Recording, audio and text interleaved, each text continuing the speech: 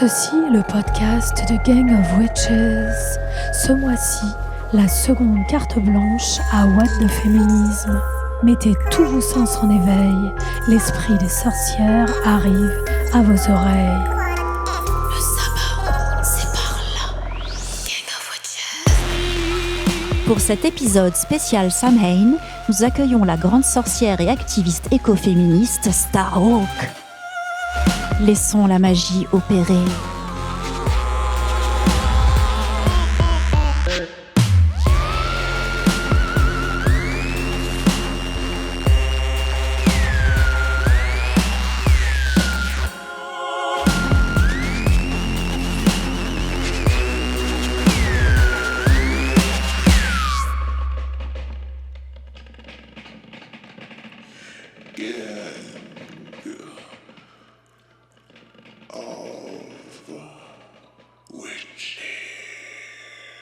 Hello Starhawk, thank you. Bonjour Starhawk, merci d'avoir accepté de participer au podcast du Gang of Witches.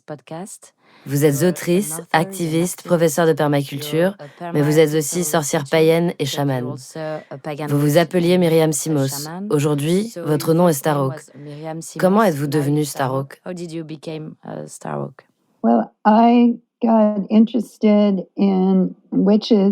Alors, je me suis intéressée aux sorcières et à la sorcellerie assez jeune, en première année d'université. Non, avant cela même, vers l'âge de 15 ans. Avec une de mes meilleures amies, qui à l'époque s'appelait Becky, mais qui est plus tard devenue Isis, nous avions un stand à une fête médiévale. On tirait les cartes et nous avons rencontré quelques sorcières du Witches Wood. C'était comme une fête médiévale où tout le monde se déguise en costume de la Renaissance, avec des reconstitutions et, vous savez, avec plein d'éléments pour replonger dans cette époque du début du Moyen Âge.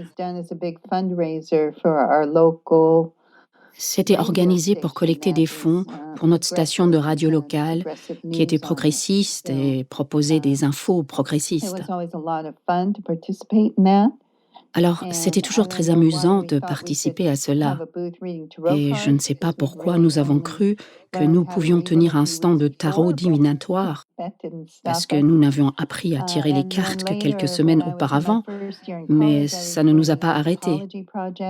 Et plus tard, en première année d'université, je travaillais sur un projet d'anthropologie avec une autre amie, et nous avons décidé de travailler sur les sorcières, ce qui nous a conduit à rencontrer à nouveau certaines de ces sorcières originales du Witches Wood, qui avaient un stand de potions et toutes sortes de choses comme ça. Et elles ont commencé à nous expliquer que la sorcellerie était en fait l'ancienne religion autochtone pré-chrétienne d'Europe et du Moyen-Orient, et que par la suite, les éléments qui avaient survécu, les traditions de guérison, les coutumes populaires, etc., avaient été interdits sous le christianisme, mais n'avaient jamais vraiment disparu. C'est comme aujourd'hui. Si vous allez au Mexique ou en Amérique latine, vous verrez que les gens font des choses à l'église ou au nom de l'église, mais en réalité, ils pratiquent les anciens rituels autochtones. Ils ont juste modifié un peu les formes les plus anciennes. Et c'était comme ça en Europe pendant une grande partie du Moyen Âge et au début de la Renaissance, jusqu'à l'époque des chasses aux sorcières.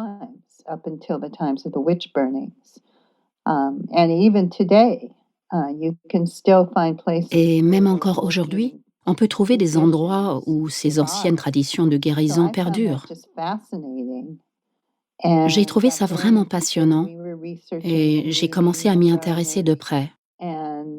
Nous avons fait nos recherches, lu et appris, et nous avons décidé de former notre propre coven, même si nous n'avions pas une idée précise de ce que cela signifiait. Nous avons commencé à pratiquer, et nous avons finalement commencé à nous former avec certaines de ces sorcières plus âgées et plus expérimentées. Quelques années plus tard, le mouvement féministe a vraiment explosé aux États-Unis et je me suis beaucoup investie dedans. Pour moi, il y avait forcément un lien entre le féminisme et une ancienne religion qui voyait le Créateur, le grand esprit, peu importe comment on veut l'appeler, comme une femme, une déesse, avec des femmes comme leaders, et qui considérait que la sexualité, le corps et la nature sont sacrés.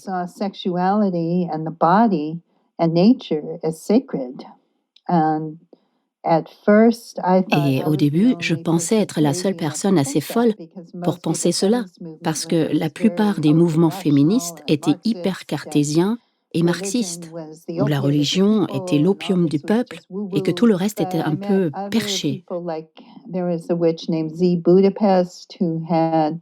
Il y a une sorcière nommée Zee Budapest qui a appris sa tradition. Enfin, sa famille était venue de Hongrie et ils avaient une vieille tradition familiale. Et elle a lancé un groupe appelé la Wicca féministe à Los Angeles, où j'habitais à l'époque.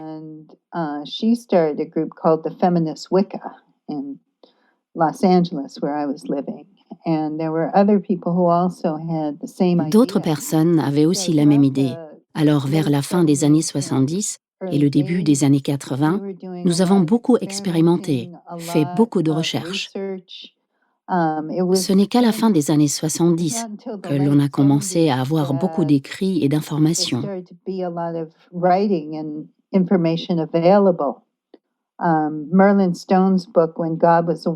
Le livre de Merlin Stone, When God Was a Woman, est sorti, je crois, en 1976. Je l'ai rencontré lors d'une conférence, qui était l'une des premières conférences auxquelles j'assistais sur l'idée d'une approche féministe de la spiritualité.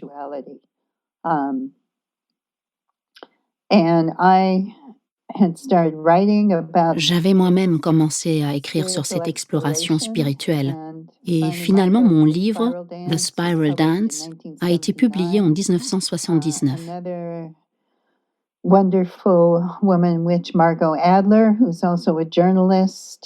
Une autre femme merveilleuse, la sorcière Margot Adler, qui est également journaliste et a travaillé pendant de nombreuses années pour la radio publique nationale, a publié la même année un livre intitulé Drawing Down the Moon. Et je pense que c'est à ce moment-là que l'idée d'une approche féministe de la Wicca et de la spiritualité a vraiment commencé à se développer, tout au long des années 80. Vous savez, Marie Agimbutas, qui est l'archéologue qui a tant travaillé sur les premières déesses de la vieille Europe, c'est là que ses livres ont été publiés. Et c'est à cette époque qu'on a commencé à trouver de plus en plus d'écrits, de recherches, de travaux académiques. Bien sûr, c'était avant l'Internet. Alors, on n'avait rien de tout ça. Vous savez, on ne pouvait pas juste aller sur Google pour chercher Wicca féministe. C'était beaucoup plus difficile de trouver cette information. Mais des livres ont été publiés. Il y avait un réseau de libraires de femmes où on organisait des conférences ou des groupes de discussion. Les gens proposaient des cours et des ateliers. Il y avait des magazines. Les gens photocopiaient des articles et se les envoyaient par courrier. Et l'information et la connaissance se sont répandues. Et c'était une période très excitante. Pourriez-vous nous parler un peu plus des coven? Les coven ont des pages web. Les groupes ont des informations et des rassemblements publics. Le groupe avec lequel je travaille s'appelle Reclaiming. Nous avons démarré à la fin des années 70 et nous avons commencé à donner des cours au début des années 80. Nous avons également été très impliqués dans de nombreuses actions directes, non violentes, autour des questions nucléaires et des conflits nucléaires au début des années 80. C'était l'époque où Ronald Reagan avait été élu et parlait de la possibilité de gagner la guerre nucléaire. Notre tradition a donc été fortement influencée par un mode d'organisation horizontal anti-autoritaire, où les gens se réunissent en petits groupes et prennent des décisions par consensus. Et c'est toujours le modèle que suivent nos cercles dans les rassemblements. Et aujourd'hui, nous avon des groupes dans tous les États-Unis et au Canada, en Europe. Nous avons des sorcières en France, en Australie, au Brésil et dans de nombreux autres endroits du monde. Mais ces dernières années, je pense que de plus en plus de gens ont commencé à accepter l'idée et à s'y intéresser, peut-être à travers l'écoféminisme, et à comprendre que, vous savez, pour apporter les changements nécessaires à notre relation avec le monde naturel, il faut un changement de nos valeurs profondes. C'est un changement de notre vision sous-jacente du monde, de la façon dont nous percevons et vivons le monde. Et pour moi, c'est de ça que nous parlons, quand nous parlons du spirituel. Nous ne voulons pas nécessairement dire par là croire en une entité qu'on ne peut pas démontrer ou voir, mais plutôt changer notre attitude envers les choses que nous pouvons voir. Il ne s'agit pas nécessairement de croire en l'esprit de l'arbre, mais de regarder un arbre et de voir que l'arbre laisse tomber ses feuilles et que les feuilles retournent à la terre et que les micro-organismes présents dans la terre les décomposent, les transforment en compost, en nutriments qui nourrissent les racines de l'arbre et que l'arbre grandit. Et c'est un cycle de naissance et de croissance, de mort et de régénération. Et que ce cycle nous remplit d'un sentiment d'admiration, de révérence et de beauté, qu'il est relié à tous les autres cycles qui se déroulent autour de nous et en nous. Et pour moi, c'est à cela que nous faisons référence lorsqu'on parle de déesse. Il ne s'agit pas d'une grande dame en robe, mais plutôt de cette compréhension de cette façon dont la nature fonctionne dans ses cercles et l'interconnexion profonde de toute vie. Le carnet de rébellion de Sabrine Kasbaoui.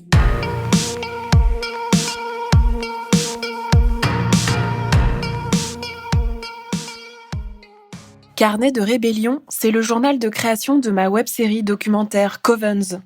Un coven, c'est un clan, un rassemblement. Dans le film, je documente tout type de cercles qui vivent ou qui se dirigent vers une transition écologique, économique et sociale. Je rassemble les assemblées qui se soulèvent et qui résistent. Ce faisant, je tente d'accompagner et de construire ma propre transition, mon propre changement de vie. Extérieure nuit, entre chiens et loups. Au milieu d'un jardin sauvage, en pleine Corrèze, je capte les voix mélodiques d'un cercle de femmes auquel je viens de participer. Caroline en est l'initiatrice. Elle est doula, ce qui veut dire qu'elle accompagne les femmes enceintes ainsi que leur entourage. Elle soutient le travail des sages-femmes. Elle prône aussi une désobéissance fertile. Le terme est chargé de poésie, il crée. Où la désobéissance civile dénonce une injustice perpétrée par une institution pour la changer, la désobéissance fertile veut permettre l'expérimentation et la création de nouvelles sociétés respectueuses du vivant, sans se préoccuper des lois existantes, ni que ses habitants soient inquiétés par les forces de l'ordre. Caroline vit en autonomie en pleine nature avec son compagnon et ses 2 enfants en bas âge.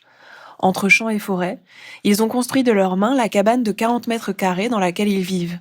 En matériaux naturels, recyclés et trouvés sur place comme la terre et la paille, ils s'adaptent jour après jour à un mode de vie qui leur demande de suivre les cycles de l'écosystème au sein duquel ils ont choisi de s'installer.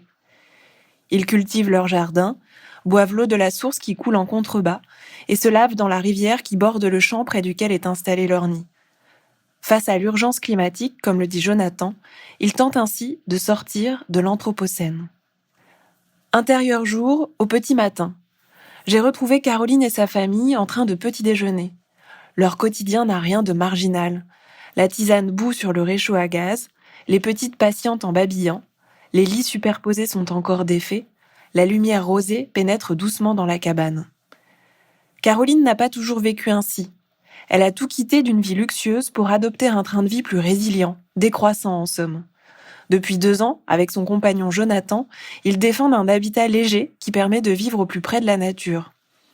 Activistes, ils accueillent régulièrement du public sur le site où ils vivent afin de partager leurs convictions et sont très présents sur les réseaux sociaux afin de relayer leur initiative.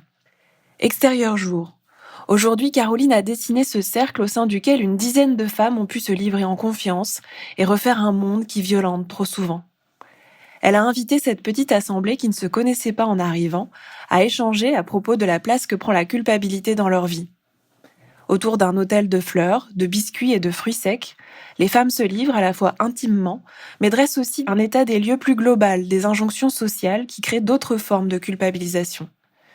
Chaque femme a son mot à dire, le bâton de parole fabriqué par la petite fille de Caroline circule aisément, les timides du départ parviennent à s'ouvrir facilement. Le cercle initié par Caroline tisse des liens, crée des connexions entre des personnes plus différentes les unes que les autres, étudiantes en anthropologie, chanteuses, kinésiologues, travailleuses sociales. Il réunit en allant chercher en elles ce qui les rassemble, le lieu intérieur de leur communauté. Caroline soigne, à la fois individuellement, mais aussi collectivement. Le cercle défait les clivages d'une société qui morcelle et isole. De ce point de vue-là, non loin de son rôle de doula, Caroline se fait guérisseuse une fois de plus. Extérieure nuit, entre chien et loup, fin de séquence. Caroline nous propose de chanter, un chant spontané. Malgré ses propres timidités, elle lance une note. Tout le reste coule ensuite naturellement, les mains sont liées les unes aux autres, les respirations accordées, les voix s'élèvent dans un son harmonieux que la nuit n'étouffe pas, mais libère. Pouvez-vous nous en dire plus sur le lien que vous entretenez avec la terre et le sacré? Oui, pour moi, ce lien avec la terre c'est quelque chose qui fait partie de chaque aspect de la vie. C'est tout autour de nous, tout le temps. Vous savez, ça influence tout ce que je fais, du moment où je me lève jusqu'à ce que je me couche. Vous savez, j'aime commencer la journée en allant dehors pour regarder, écouter et prendre le temps de contempler le monde naturel et d'écouter ce qui s'y passe, de remarquer les changements autour de moi. Je passe beaucoup de temps en ligne comme tout le monde ces jours-ci, mais j'essaye aussi de passer beaucoup de temps à marcher dans la nature, au moins 1 heure par jour. C'est en partie pour ma propre santé physique, mais aussi pour rester en phase avec les changements et pour voir, vous savez. D'une certaine manière, cette année de Covid-19 a été une bénédiction parce que je n'ai pas pu voyager, chose que je fais habituellement beaucoup. Alors, être au même endroit et pouvoir observer la progression des fleurs sauvages, les changements dans le chant des oiseaux et tout ce qui se passe autour de moi est le véritable enseignement et la véritable leçon. Et ce sont ces cycles plus larges avec lesquels nous formons une connexion et que nous comprenons. Cela nous permet de comprendre comment travailler réellement avec la Terre, où nous sommes et comment la ramener à la vie et à la santé. Je fais beaucoup de jardinage, de travail de la terre. J'ai la chance d'avoir des terres sur la côte ouest de la Californie, donc nous avons des forêts et des prairies.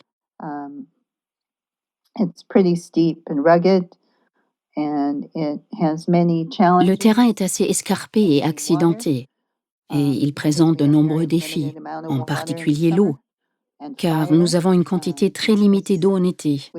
Et les incendies, car avec le changement climatique, les feux de forêt se multiplient et deviennent de plus en plus dangereux et de plus en plus fréquents.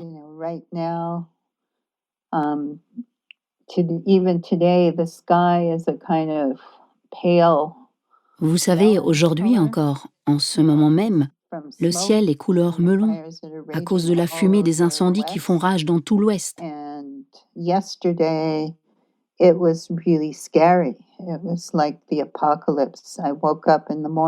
hier, c'était vraiment effrayant. C'était comme l'apocalypse. Je me suis réveillée le matin et il faisait aussi sombre qu'avant l'aube. Je continuais à espérer que je me trompais sur l'heure, mais ce n'était pas le cas. Et la journée n'a fait que s'assombrir. C'était comme si le ciel était d'une couleur orange sanguine toute la journée. Les panneaux solaires n'arrivaient pas à charger. Et ça venait, vous savez, Au moment où nous parlons, il y a quelque chose comme 100 de feux qui brûlent en Californie, je crois. des incendies dans tout l'Oregon et Washington, tout le long de la côte ouest. Il n'y a aucun moyen d'y échapper. Nous sommes en proie au changement climatique et nous avons désespérément besoin de retrouver un équilibre avec le monde naturel. Quand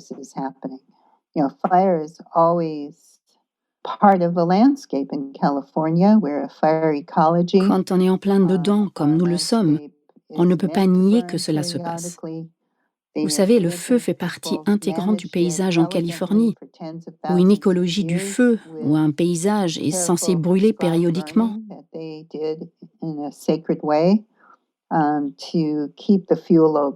peuples indigènes l'ont géré avec élégance pendant des dizaines de milliers d'années, en procédant à des brûlages dirigés ciblés, suivant une coutume sacrée pour maintenir au plus bas les niveaux de combustible, pour créer une mosaïque de terre brûlée et non brûlée, afin que la terre puisse se régénérer.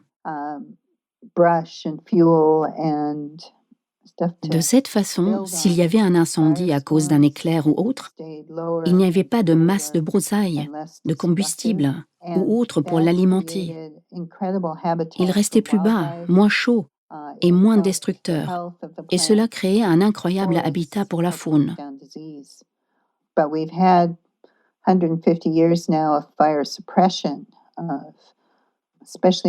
Ça contribuait à la santé des plantes et des forêts et aidait à limiter les maladies. Mais nous avons eu 150 ans de suppression des incendies, en particulier au cours des 100 dernières années avec notre service forestier qui éteint les incendies. Les gens ne pratiquaient plus ces brûlis et cela a intensifié les charges de combustible et contribué au changement climatique en augmentant la chaleur. La semaine dernière, nous avons connu quelques-unes des journées les plus chaudes jamais enregistrées. Et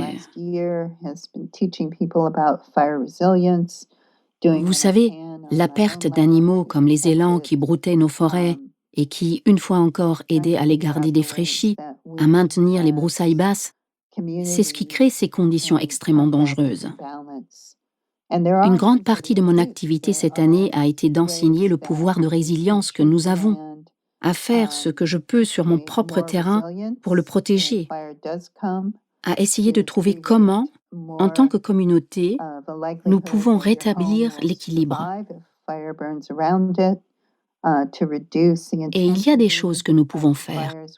Il y a des façons de traiter la terre pour créer une plus grande résilience lorsque des incendies se déclarent, pour donner à votre maison une chance de survivre si le feu brûle autour d'elle, pour réduire l'intensité des incendies lorsqu'ils se déclarent.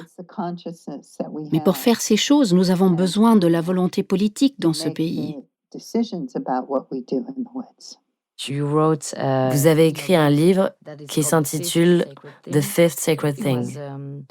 C'est une fiction qui se déroule en 2048, dans laquelle on voit les États-Unis comme un pays très désuni, en proie à une grande crise écologique. Est-ce que vous diriez que c'est ce qu'il se passe aujourd'hui, en 2020? On peut dire que c'est l'autre combat que nous devons mener. Et encore une fois, ce n'est pas tant ce que nous faisons ou non dans les bois, mais la conscience que nous avons en tant que peuple pour prendre les décisions sur ce que nous faisons dans les bois. Oui, je veux dire, nous sommes face à une élection vraiment cruciale en ce moment, en 2020, qui, je pense, déterminera la voie que nous suivrons. Vous savez, si nous élisons Biden et Kamala Harris, vous savez, nous avons une vraie chance de revenir à un équilibre, de faire face au changement climatique, pour s'attaquer à de nombreuses autres choses et de revenir dans un monde plus normal où nous pouvons aborder ces problèmes. Et je voudrais être très claire, nous avons le pouvoir de nous attaquer à ces problèmes, vraiment. Nous avons des options et il y a des choses que nous devons faire face au changement climatique. Ce problème n'est pas impossible à résoudre. En réalité, les mesures que nous devons prendre pour lutter contre le changement climatique sont des mesures positives. Il faut prendre les combustibles fossiles sales et polluants qui génèrent une quantité incroyable de problèmes et de pollution même au-delà du changement climatique, et passer à des énergies renouvelables propres. Et nous avons la technologie pour le faire, et on pourrait le faire sans même avoir à faire beaucoup de sacrifices sur notre mode de vie actuel, si nous y employons la volonté politique. Même si nous ferions peut-être bien de renoncer à certains aspects de notre mode de vie ici aux États-Unis, mais vous savez, c'est possible. Le vrai obstacle, ce sont les personnes qui ont un intérêt à préserver le système actuel et à s'accrocher au pouvoir et au profit qu'elles y réalisent. Nous devons donc mobiliser la volonté politique pour nous opposer à eux et leur retirer ce pouvoir.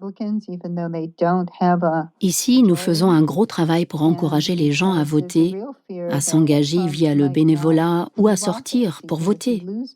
Et il y a un formidable élan d'énergie pour cela. Alors j'espère que Biden va gagner, et sans conteste, parce que nous en avons besoin. Surtout parce que notre système est biaisé à la faveur des républicains, même s'ils n'ont pas la majorité. Et parce qu'il y a une réelle crainte que Trump refuse de renoncer à la présidence, même s'il perd. Nous devons donc nous préparer à, vous savez, comment défendre notre démocratie. Nous devons le faire en votant et aussi en trouvant des moyens de nous organiser et d'être prêts à agir et à refuser de coopérer avec un régime qui tente de s'octroyer le pouvoir illégalement. J'espère que c'est la voie que nous allons emprunter, parce que l'autre voie, même si elle correspond à ce que j'ai écrit dans mon roman, ce n'est pas parce que je l'ai écrit que je veux que ça se produise. Mais il est très clair maintenant à quel point il serait facile que les États-Unis se divisent si Trump conteste les résultats des élections ou tente de voler les élections dans différents États. Vous savez, sur la côte ouest, nous sommes un groupe d'États plus soudés, en partie parce que nous partageons une écologie du feu et un électorat plus progressiste. Et je pense que cela est dû en partie au fait que lorsque vous vivez dans un endroit comme celui-ci, que vous êtes confronté à des incendies, que vous vous réveillez le matin et que le soleil ne se lève pas à cause de la fumée, et que cela se produit sur toute la côte ouest, il est beaucoup plus difficile de persuader ces masses qu'il s'agit d'une intox chinoise. C'est une réalité et on le sait. Et l'une des leçons du feu est aussi qu'il faut y faire face en tant que communauté. On est interdépendants. Vous savez, on est complètement dépendant des choix que font nos voisins. Si l'un de vos voisins ou quelqu'un à 100 km de vous jette son mégot dans la brousse, vous savez, vous pourriez très bien respirer de la fumée le lendemain. Les maisons peuvent littéralement partir en fumée à cause d'un inconscient qui allume des feux d'artifice le jour le plus chaud de l'année, ce qui est arrivé en Californie du Sud. Et vous êtes totalement dépendant de vos amis, de vos voisins, de votre communauté pour votre sécurité, pour la protection contre les incendies.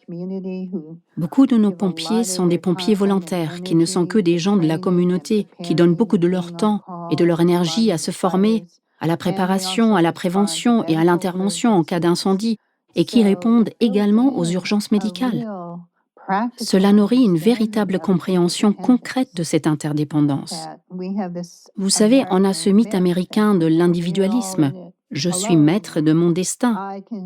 Mais on ne peut pas y croire lorsqu'on est confronté à un feu de forêt. Personne ne peut le combattre seul. Il faut une communauté pour cela. Chimamanda Ngozi Adichie a écrit et dit que nous devrions tous être féministes. Pensez-vous que nous devrions tous être des sorcières?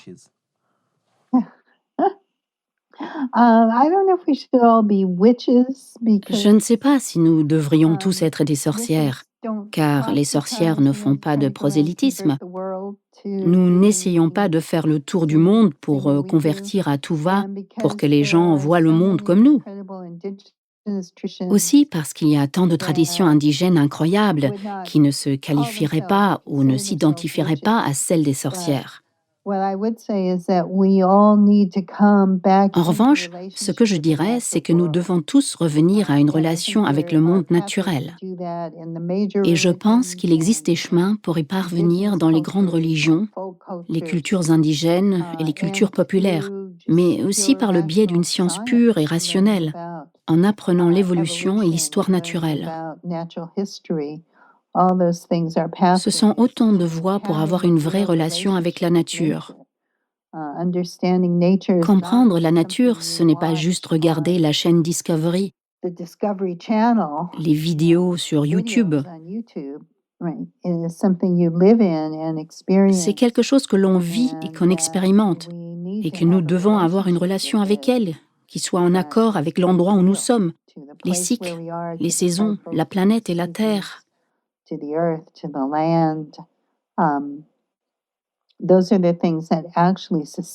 Ce sont ces choses qui nous permettent de vivre et que nous devons comprendre, connaître et accepter si nous voulons avoir une vie pleine et entière en tant qu'être humain et si nous voulons prendre les décisions qui nous permettront de créer une société qui est plus en équilibre avec le monde naturel.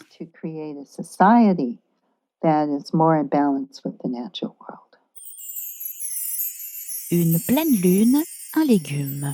À vos fourchettes, la révolution, c'est aussi dans l'assiette.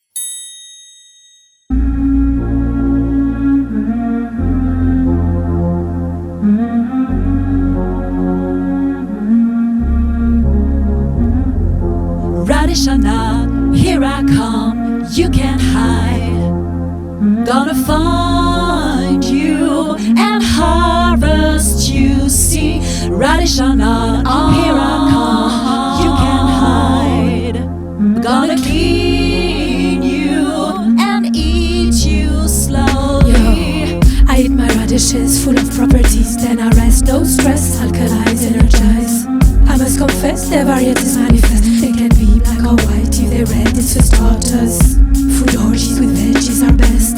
If you can grow them, it's even better, yes. Bless you if you eat mostly plant-based, but they trick you with bad chemicals if you don't care. Beware, pick your food consciously, easy, believe me. Food industry give me heebie-jeebies. So while you think about them criminals, give me your dish, I'ma unleash the radish. Radish or not, here I come, you can't hide. Gonna find you and harvest you, see. Radish or not, here I come, you can't hide. Gonna clean you and eat you slowly. You can't run away from my recipes of veggie, yeah, veggie. Cause I got a lot, oh yeah. And everywhere you go, my whole crew's gonna know veggie, hey veggie. You can't hide from the far, come now. Que représente la lune pour vous? Vous savez, pour moi, la lune a tellement de significations symboliques différentes. Elle représente la beauté de la nuit et l'étreinte de l'obscurité.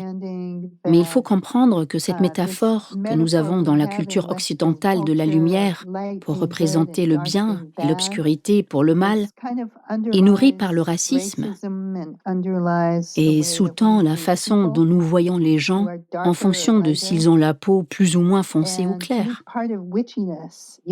Et pour moi, une partie de la sorcellerie, c'est accepter l'obscurité, comprendre que nous ne pouvons pas avoir le jour sans la nuit, qu'il ne peut pas y avoir de lumière sans obscurité. Et c'est ce que la lune représente. Pour moi, elle représente que la nuit est puissante, magique et belle, et que dans l'obscurité, il y a toujours une graine de lumière, comme en témoigne le clair de lune ou la lumière des étoiles. Tout comme dans la lumière du jour, il y a toujours une graine d'obscurité, d'ombre, que les choses sont interconnectées, entrecroisées et entrelacées, et que rien n'est jamais tout noir ou tout blanc. La lune représente également ces cycles de naissance et de croissance, de mort et de régénération, dans la mesure où elle est sombre, puis grandit et brille de plus en plus fort, jusqu'à atteindre la pleine lune, puis se transforme, s'assombrit à nouveau, jusqu'à son dernier croissant. Alors ces cycles, qui sont également liés au cycle des femmes et au cycle menstruel et aux autres cycles dans la nature, représentent encore une fois tout ce processus, représentent pour moi que la mort et la régénération sont toujours liées. Et la lune représente la magie. La pleine lune est un moment où une énergie inonde le monde, et c'est assez beau et magique, et ça réveille une intuition profonde et des parties profondes de nous-mêmes. The rites of passage and... Tout cela est lié au rite de passage que vous pratiquez avec les jeunes filles à ces périodes-là.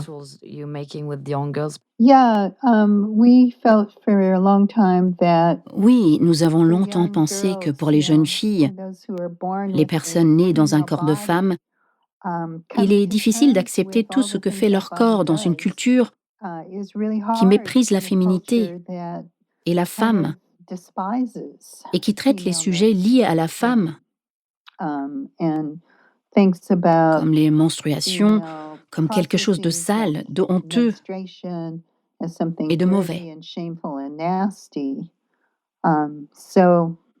Alors, dans les années 80,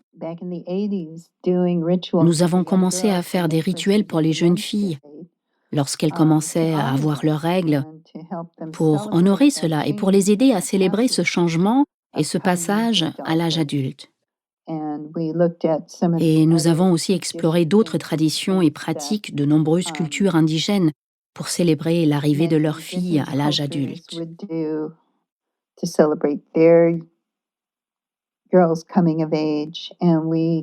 Et nous avons créé quelque chose qui semblait correspondre à notre situation actuelle. Alors, ce qu'on faisait, on descendait à la plage ou on montait en haut d'une colline, on prenait la fille et sa mère et on leur attachait les mains avec des rubans rouges. Ensuite, elles couraient ensemble aussi loin qu'elles y arrivaient, enfin aussi loin que la mère pouvait courir. Puis, on coupait les rubans et la fille continuait à courir seule pour symboliser la force qu'elle tire de sa mère, mais aussi le fait qu'elle passe maintenant à une étape de sa vie où elle ira peut-être plus loin que sa mère n'a pu aller.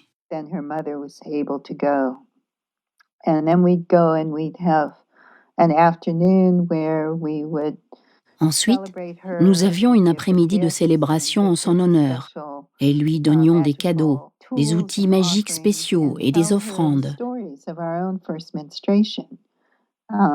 Et nous lui racontions nos premières règles. Et pour beaucoup de femmes de mon âge, à mon époque, ce n'était pas une belle chose. C'était quelque chose de honteux. C'était quelque chose de gênant pour vous et pour vos parents.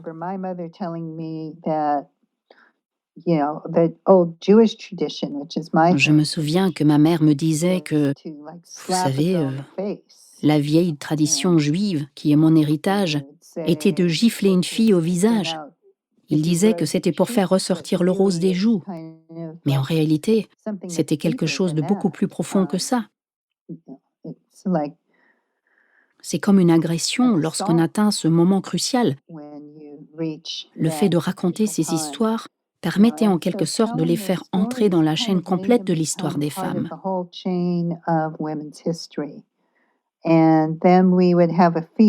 Ensuite, on faisait un festin où les hommes cuisinaient des aliments rouges et une célébration avec toute la communauté. Et pour nous, il était très important de comprendre que les hommes aussi pouvaient célébrer cet engagement et que ce n'était pas quelque chose qu'il fallait cacher ou dont il fallait avoir honte.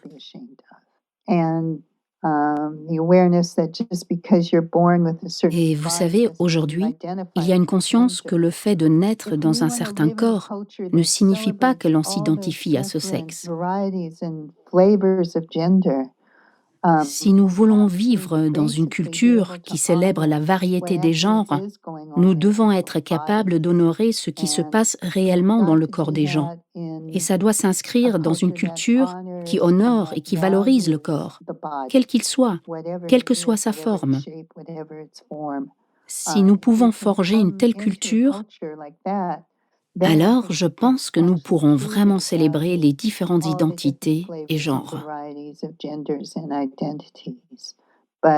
Mais si nous essayons de le faire sur la base d'une culture qui déteste et méprise la féminité, alors nous sommes en difficulté et nous ne pourrons pas vraiment embrasser la diversité dans sa beauté.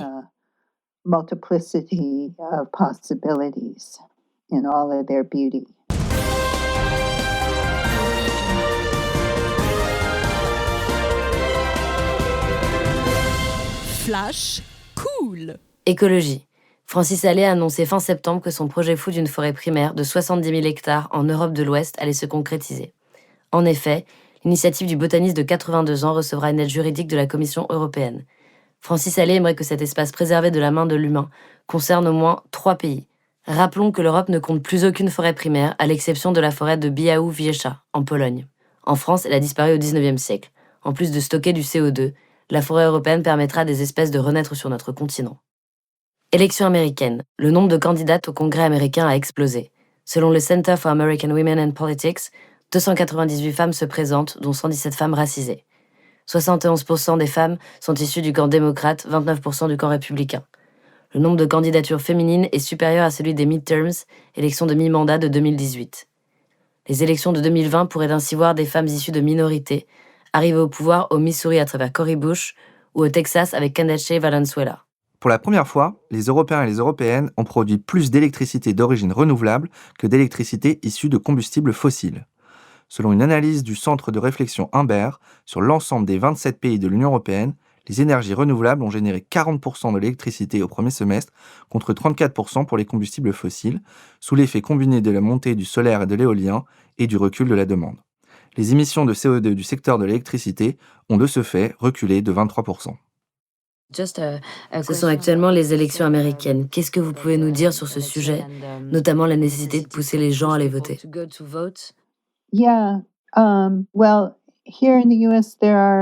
Oui, eh bien, ici aux États-Unis, il y a beaucoup d'organisations différentes. C'est compliqué cette année, car normalement les gens font du porte-à-porte, vont chez les gens pour leur parler. Maintenant, avec la Covid, ce n'est pas possible ici, parce que notre gestion a été tellement mauvaise que les gens sont toujours confinés et ne peuvent pas sortir comme avant. Et ils ont peur de parler à des étrangers à leur porte. Mais nous avons de quoi appeler, écrire des lettres. Il y a beaucoup de centres où vous pouvez vous inscrire et ils vous formeront pour appeler les gens.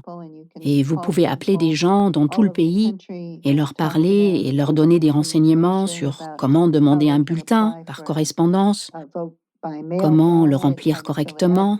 Vous savez, répondre à leurs questions sur les candidats. Des milliers et des milliers de personnes sont en train de faire ça.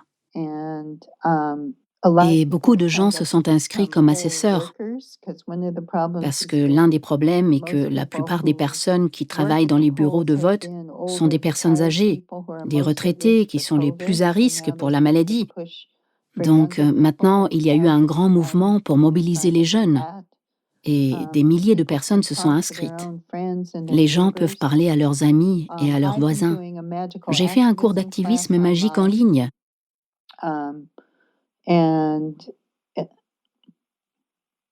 Et je vais aussi faire un webinaire gratuit avec une amie chef qui va proposer un cours de cuisine pour notre programme de formation en ligne d'activistes de la Terre. Et nous allons faire un webinaire politique et tarte aux pommes le 23 qui montrera comment réaliser une tarte aux pommes. Petit clin d'œil à notre dicton, aussi américain qu'une tarte aux pommes. Et ensuite, nous encourageons les gens à faire ce que nous avons fait pour chaque élection ces dernières années, c'est-à-dire organiser une fête en personne. Mais cette fois, ce serait probablement plus sur Zoom. Nous nous retrouvons autour d'un dessert et parlons de tous les candidats et de toutes les propositions. Ici, en Californie, les gens peuvent mettre des propositions sur le bulletin de vote Et souvent, il y en a des dizaines, et ça peut être très déroutant de toutes les regarder. Nous affectons différentes personnes pour étudier en amont toutes les propositions, celles pour lesquelles nous voulons voter, celles pour lesquelles nous ne voulons pas voter. Qui sont tous les candidats mineurs dont personne n'a entendu parler pour des postes comme la commission des eaux ou les juges? On n'a pas beaucoup de publicité sur eux, mais ils sont en fait très importants dans la prise de nombreuses décisions qui affectent la vie des gens. Donc on réunit un groupe et chacun fait ses recherches, puis on se retrouve tous pour partager les informations et aider les gens à remplir leur bulletin de vote, tout en mangeant du dessert et en s'amusant. Et c'est une belle façon d'encourager les gens, encore une fois, à voter ou à faire du bénévolat. Dans ma vie, j'ai toujours été plus action de rue, vous savez, sortir et manifester, et c'est aussi très important. Mais en ce moment, ici aux États-Unis, aller voter, c'est juste. Quelle que soit votre préoccupation, le plus important à faire maintenant est de faire sortir l'agresseur en chef de la Maison-Blanche et d'élire Biden et Harris. Et de faire revenir, ce n'est pas comme s'ils allaient apporter la grande révolution, mais ils créeront les conditions pour que nous puissions faire les changements nécessaires pour revenir à l'équilibre.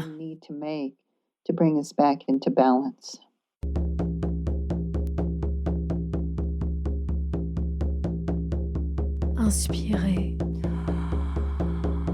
expirez, c'est l'heure de méditer.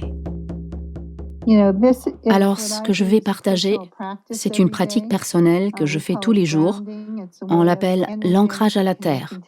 C'est une façon de se connecter énergétiquement à la terre. Moi, j'aime le faire dehors tous les matins et ensuite, juste passer un peu de temps à écouter, regarder et remarquer ce qui se passe autour de moi. Mais on peut le faire n'importe où. Il suffit de trouver un endroit où vous pouvez vous asseoir et être confortable, ou rester debout si vous préférez, et prendre quelques inspirations profondes jusque dans le ventre.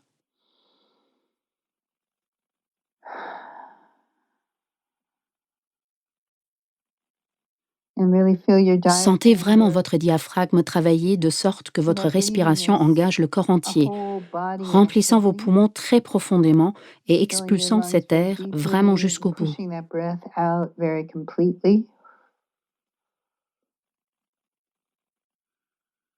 Vous pouvez vous imaginer comme un arbre,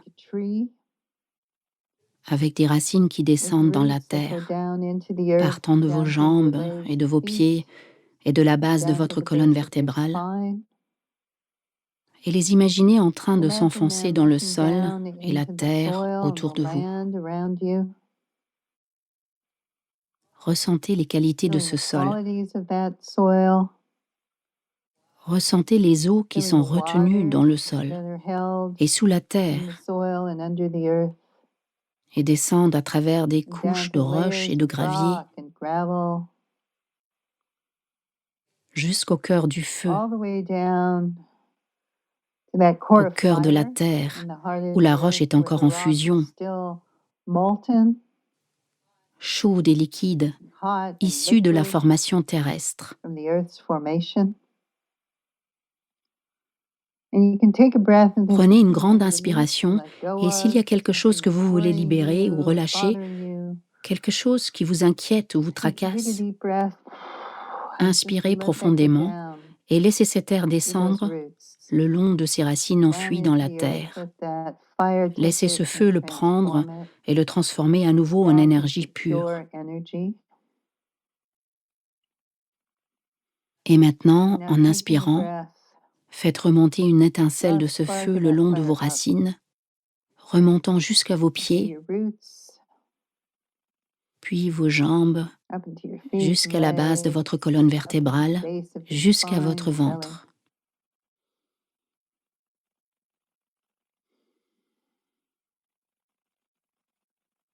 Votre colonne vertébrale commence à grandir, à s'étirer, comme un magnifique tronc d'arbre qui s'élance vers le haut, comme de l'énergie.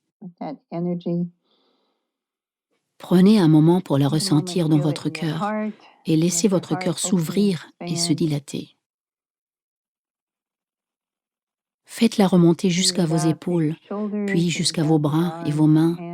Levez les bras au ciel et imaginez-la sortir par le sommet de votre tête, comme des branches s'élevant vers le ciel. Et tel un vieil arbre, imaginez que ces branches retombent jusqu'au sol. Elles touchent à nouveau la terre. Elles forment un cercle, un cycle. Et puis, à travers ces feuilles et ces branches, vous pouvez sentir la lumière du soleil, de la lune ou la lumière des étoiles. Prenez une grande inspiration et faites redescendre un peu de cette lumière et de l'énergie du ciel, du haut de votre tête, de vos feuilles et de vos branches, jusqu'à votre cœur, vos mains, votre ventre, jusqu'à vos jambes et vos pieds, jusque dans le sol. Et prenez un moment pour sentir cette énergie qui vous parcourt. Comment votre énergie est connectée à celle de la Terre. Vous pouvez puiser de l'énergie stockée dans la Terre si vous en avez besoin, mais vous n'avez pas besoin de vous en encombrer. Vous n'avez pas besoin d'être rempli d'angoisse ou d'inquiétude. Vous pouvez être calme, vous pouvez être détendu, mais vous avez à disposition de l'énergie. Et sentir cette énergie céleste descendre et se mêler à l'énergie terrestre, vous êtes comme un pont entre la terre et le ciel.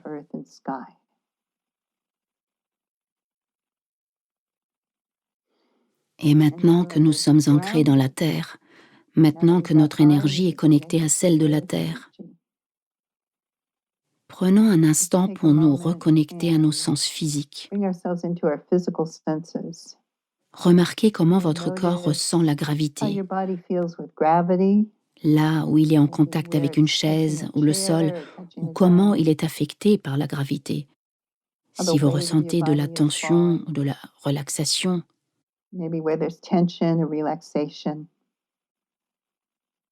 sentez l'air sur votre peau.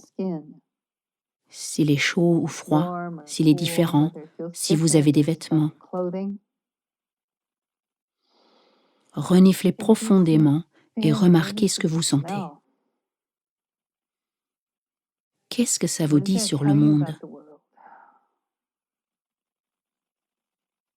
Imaginez que vous avez l'odorat d'un chien ou d'un loup, 30 000 fois plus puissant que le nôtre.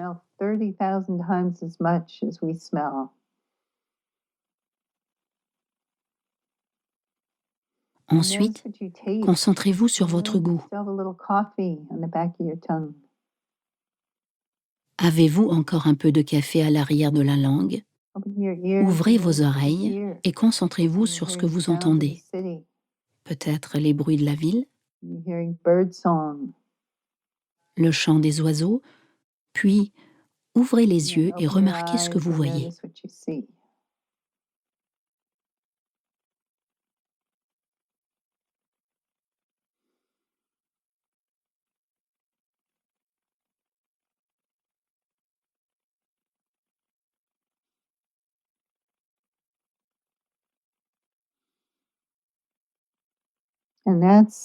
Voilà la pratique que je fais tous les jours.